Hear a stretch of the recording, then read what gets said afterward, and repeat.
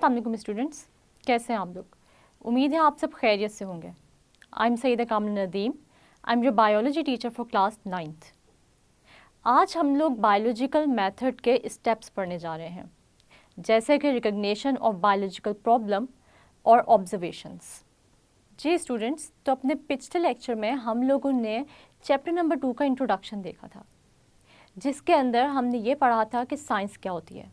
और मैंने आप लोगों को ये बताया था कि साइंस एक इंतहाई सिस्टमाइज्ड नॉलेज है, जिसको हम ऑब्जर्वेशंस और एक्सपेरिमेंटेशन के थ्रू हासिल करते हैं। तो हमने ये पढ़ा था कि बायोलॉजिकल मेथड ऐसा मेथड होता है जो कि हमारी बायोलॉजिकल प्रॉब्लम्स को सॉल्व करता है।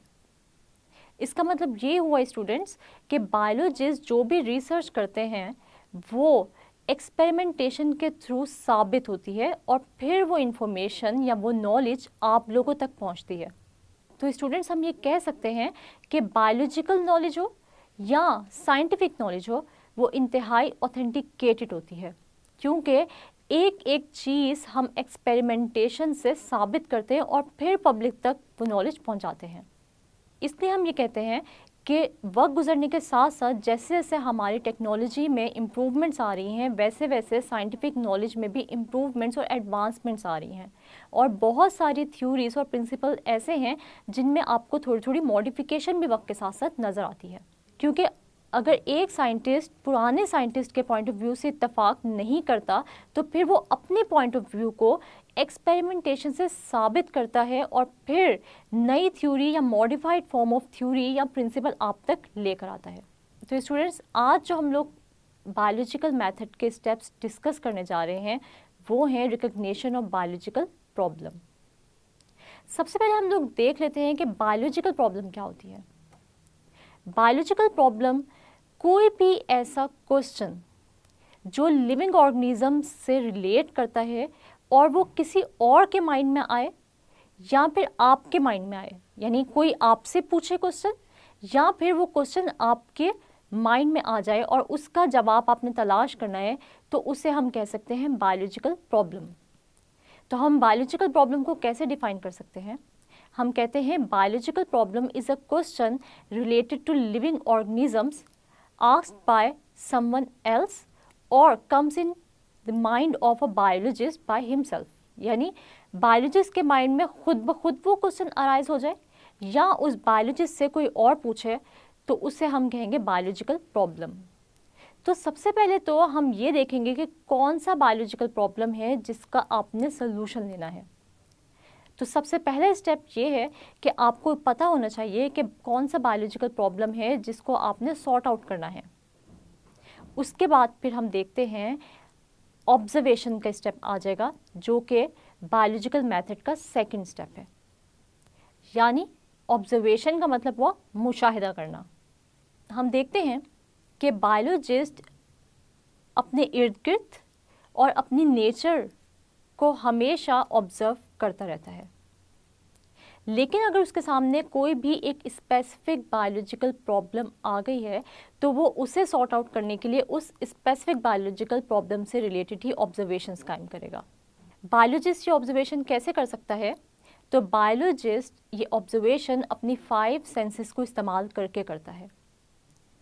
अल्लाह ताला ने हमें 5 सेंसेस से नवाजा है, जो कि हियरिंग की है, सेंस ऑफ विजन है, सेंस ऑफ टच है, सेंस ऑफ टेस्ट है और सेंस ऑफ स्मेल है।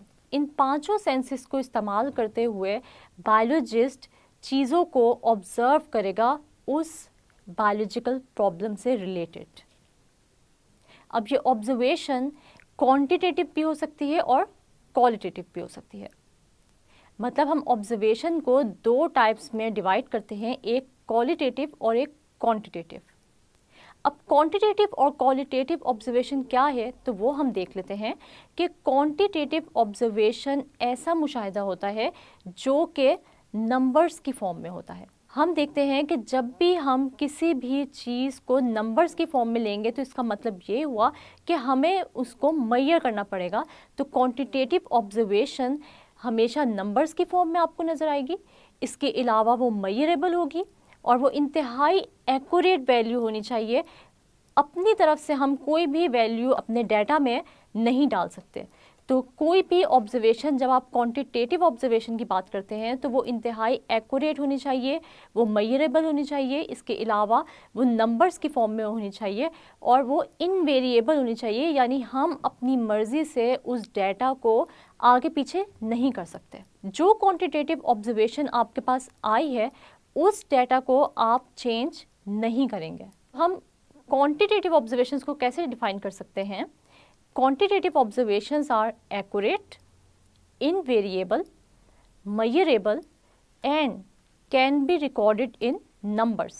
यानी quantitative observations हमेशा इंतहाई accurate होंगी, invariable होंगी यानी हम उनमें changes नहीं करेंगे, measurable होंगी यानी हम उनको measure कर सकते हैं और वो in the form of numbers होंगी।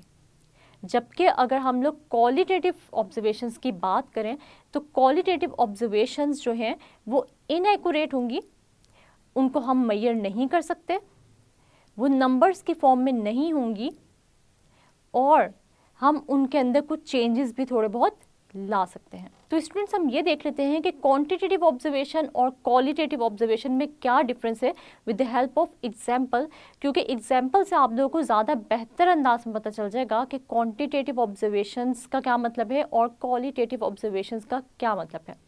लेकिन उससे पहले मैं आपको ये बता दूं कि क्वांटिटेटिव ऑब्जर्वेशंस जो हैं वो ज़्यादा बेहतर होती हैं क्योंकि उनमें एक्यूरेसी ज़्यादा होती है।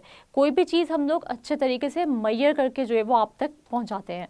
तो क्वालिटेटिव ऑब्जर्वेशन जो है वो इतनी रिलायबल नहीं होती as compare to quantitative observations. जी स्टूडेंट्स, तो हम लोग क्वालिटेटिव ऑब्जर्वेशंस की और क्वांटिटेटिव ऑब्जर्वेशंस की एग्जाम्पल्स देख लेते हैं। तो इसकी एग्जाम्पल में जो पहली एग्जाम्पल दी हुई है वो कह रहे हैं कि freezing point of water is colder than boiling point of water. यानी हम देखते हैं कि जो फ्रीजिंग पॉइंट है वाटर का वो बॉइलिंग पॉइंट से क्या है, कोल्डर है। इसी तरह जो उन्होंने दूसरी एग्जाम्पल दी हुई है वो कह रहे हैं कि जो 1 लीटर पानी है वो 1 लीटर एथेनॉल से भारी है। अब इसके अंदर आप लोगों को कोई भी नंबर नज़र नहीं आ रहा, इसके अंदर वो आपको सिर्फ ये बता रहे हैं कि पानी अगर उसका फ्रीजिंग पॉइंट पे है वो तो वो ठंडा होगा और अगर वो बॉयल हो रहा है तो वो गर्म होगा। इसके अंदर आप लोगों को कोई भी नंबर नज़र नहीं आ रहा, कोई एक्यूरेसी नज़र नहीं आ रही कि वो कोई आपको एक्यूरेट नंबर दे रहे हों कि इस टेम्परेचर पे जो है वो बॉइलिंग पॉइंट आता है या इस टेम्परेचर पे उसका फ्रीजिंग पॉइंट होता है। वो बस आपको बता रहे हैं कि जब पानी फ्रीजिंग पॉइंट पे होगा तो वो ठंडा होगा और जब वो अपने बॉइलिंग पॉइंट पे होगा तो वो गर्म होगा। और दूसरी एग्जाम्पल में वो आपको ये बता रहे हैं कि अगर हम 1 लीटर पानी लें और 1 लीटर एथेनॉल लें तो इन दोनों में से भारी कौन सा होगा, पानी होगा। यानी 1 लीटर पानी हमेशा 1 लीटर एथेनॉल से भारी होगा।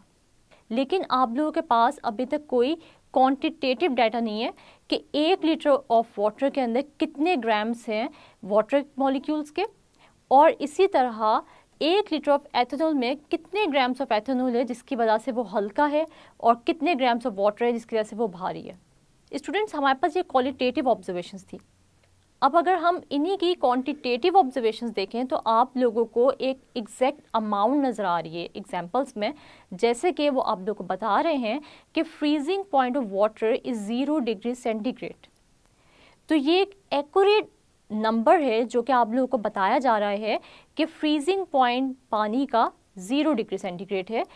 इस नंबर पे या जैसे ही ये टेम्परेचर आएगा वैसे ही पानी फ्रीज होना स्टार्ट हो जाएगा। और इसी तरह अगर हम लोग इसका बॉइलिंग पॉइंट देखें वाटर का, कि वाटर का बॉइलिंग पॉइंट 100 डिग्री सेंटीग्रेड है, इसका मतलब ये हुआ कि यहाँ पर भी आप लोगों को एक एग्जैक्ट एक एक्यूरेट नंबर दिया जा रहा है या एक एक्यूरेट टेम्परेचर बताया जा रहा है जिस पर पानी बॉयल होना स्टार्ट हो जाएगा। तो ये क्वांटिटेटिव ऑब्जर्वेशन होती है जो इंतहाई एक्यूरेट होती है, जिसको हम मेजर कर सकते हैं और हम अपनी मर्जी से इसको चेंज नहीं कर सकते। स्टूडेंट्स, अब दूसरी एग्जांपल हम देख लेते हैं जिसके अंदर हम ये देखेंगे कि अगर 1 लीटर पानी हम लें तो उसके अंदर कितने ग्राम्स वाटर के होंगे। तो हम ये देखते हैं कि 1 litre of water consist of 1000 grams of water और इसी तरह 1 लीटर ऑफ एथेनॉल के अंदर जो है वो 789 ग्राम्स ऑफ एथेनॉल होगा। इस वजह से अगर हम लोग ये देखें कि पानी भारी क्यों है, क्योंकि उसके 1000 ग्राम्स है और 1 लीटर एथेनॉल के अंदर 789 ग्राम्स ऑफ एथेनॉल है। तो इस वजह से ही पानी जो है वो क्या होगा, भारी होगा, और जो एथेनॉल होगा वो हल्का होगा। स्टूडेंट्स, हम ये देखते हैं कि ऑब्जर्वेशन सिर्फ हम इस बेस पे नहीं करेंगे कि हम लोग जो है वो हमारे पास एक बायोलॉजिकल प्रॉब्लम आया है और हम जो है वो उसको ऑब्जर्व करना शुरू कर देंगे। पहले हम ये देखेंगे कि क्या इससे पहले इस पे रिसर्च हुई है या नहीं हुई, और अगर हुई है तो साइंटिस्ट की इस बारे में क्या राय है। तो हम पहले पुरानी इन्फॉर्मेशन को भी रिकॉल करेंगे और फिर नए तरीके से अपनी ऑब्जर्वेशन की बेस पर रिसर्च स्टार्ट करेंगे। स्टूडेंट्स, उम्मीद है आज का लेक्चर आप लोगों को समझ आ गया होगा, लेकिन मुझे ये कैसे पता चलेगा, तो मैं आप लोगों से पूछती हूँ कुछ क्वेश्चंस और आप लोग देखें कि कितने % आपको इनके आंसर्स आते हैं। अगर आप लोगों को इनके आंसर्स नहीं आते तो अपनी बुक पे इनके आंसर्स को हाईलाइट करें और प्रिपेयर करें, क्योंकि ये वो क्वेश्चंस हैं जो कि पिछले एग्ज़ाम्स में बहुत बार पूछे जा चुके हैं। जैसे कि जो हमारा पहला सवाल है वो है व्हाट इज़ बायोलॉजिकल प्रॉब्लम। तो हमने पढ़ा था कि बायोलॉजिकल प्रॉब्लम कोई भी ऐसा क्वेश्चन होता है जो आपसे कोई पूछे या बायोलॉजिस्ट के माइंड में खुद ब खुद आ जाए, तो उसको हम कहते हैं बायोलॉजिकल प्रॉब्लम। उसके बाद फिर हम देखते हैं डिफाइन क्वांटिटेटिव ऑब्जर्वेशन। तो हमने अभी पढ़ा था कि क्वांटिटेटिव ऑब्जर्वेशन ऐसी ऑब्जर्वेशंस होती हैं जो कि इंतहाई एक्यूरेट होती हैं, in the form of numbers होती हैं, मेजरेबल होती हैं और इनवेरिएबल होती हैं। यानी क्वांटिटेटिव ऑब्जर्वेशंस को हम अपनी मर्ज़ी से वैल्यूज़ को चेंज नहीं कर सकते। जो वैल्यूज़ हमारे पास आएंगी, जैसे आएंगी वैसे ही हम उनको लिख देंगे, उनमें कोई भी हम अपनी मर्ज़ी से चेंजेस नहीं लाएंगे, तो वो बहुत ही एक्यूरेट होती हैं।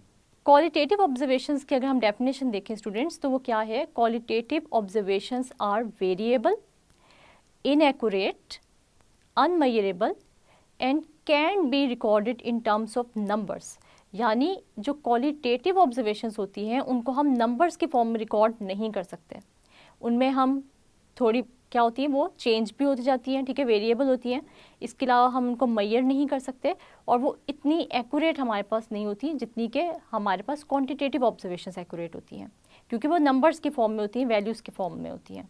जी स्टूडेंट्स, तो आज हम लोगों ने देखा कि हम लोग सबसे पहला जो स्टेप था बायोलॉजिकल मेथड का वो था रिकग्निशन ऑफ बायोलॉजिकल प्रॉब्लम। कि कोई भी बायोलॉजिकल प्रॉब्लम हो, सबसे पहले हमें पता होना चाहिए कि वो बायोलॉजिकल प्रॉब्लम आखिर है क्या, जिसको हमने सॉर्ट आउट करना है। और उसके बाद हमने स्टडी की ऑब्जर्वेशंस।